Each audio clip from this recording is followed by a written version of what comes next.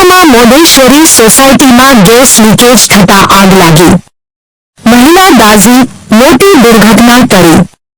બનાસકાંઠા જિલ્લાના ડીસા શહેરમાં આવેલી મોઢેશ્વરી સોસાયટીમાં રહેતા મનોજભાઈ બંતાણીની પુત્રી કિરણ રસોઈ બનાવતી હતી તે વખતે ગેસ બોટલ લીકેજ થતા આગ લાગવાની ઘટના બની હતી.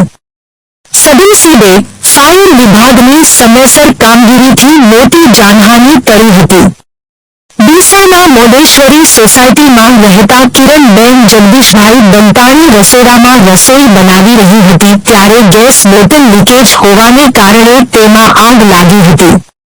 આગ લાગતા જ ઘર માલિક મનોજભાઈ બંતાણી દ્વારા તાત્કાલિક ફાયર વિભાગને જાણ કરવામાં આવી હતી, જેથી ફાયર વિભાગની ટીમ ઘટના સ્થળે દોડી આવી હતી અને આગ ઉપર કાબૂ મેળવ્યો હતો.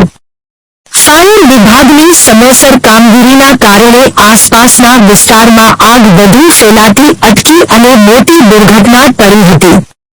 આ ઘટનામાં રસોઈ બનાવનાર કિરણબેન બંતાણી દાઝી જતા, જેને 108 એમ્બ્યુલન્સ દ્વારા તાત્કાલિક ડીસા સિવિલ હોસ્પિટલમાં ખસેડવામાં આવી હતી.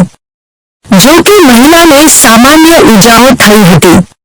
જો કે આખા ઘરમાં આગ પ્રસરે તે પહેલા ફાયર ટીમ આવી જતા મોટું નુકસાન થતા બચી જવા પામ્યું હતું. અહેવાલ રિપોર્ટ ભરત ઠક્કર, ડીસા, બનાસકાંઠા.